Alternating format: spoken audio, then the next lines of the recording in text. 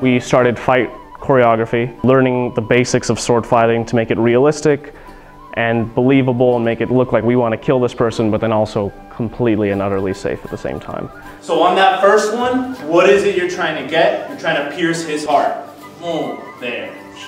What is it that you're trying to get after you get him out of the way? Diego's a former student of ours. He graduated in 2006, and since his time here, where he did delve into combat and went to some workshops in the summers, he's been after me to come back and do a number of things, not only in the combat area, but also in the movement area, and it just seemed right that he was the guy to bring in. As the fight director, my role is to make sure that the fight moments in Romeo and Juliet, that those moments are safe, so that the actors can reproduce that movement and tell that story the exact same each night. And first thrust, slow.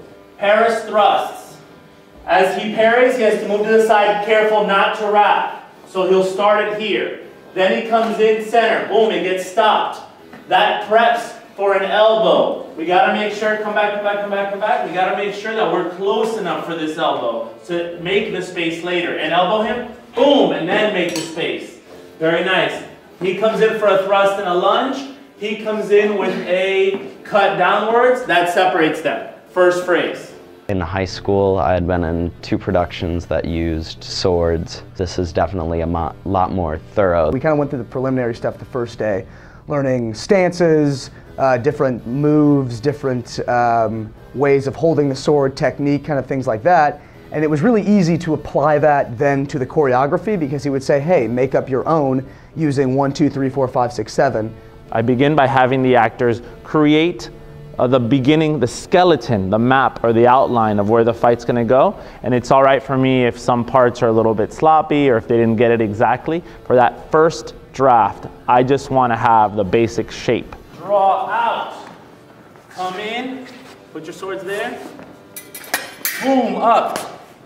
Open them up, open them up. Remember thy slashing blow. Heart fools, put up thy sword, you know not what you do. After that, I go into a second draft where I do some cleanup, where I look at specificity, where I think about each particular moment of the fight being motivated. So is there a reason why after the punch, the guy kicks him in the face?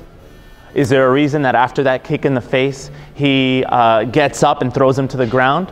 Or was that me imposing what I think is cool and not serving the story? I need to motivate each move leading to the next move, and that has to be character driven, and that has to be text based. If not, then it's just a cool fight and it'll be a great YouTube clip, but it won't truly reach the dramatic impact that I want.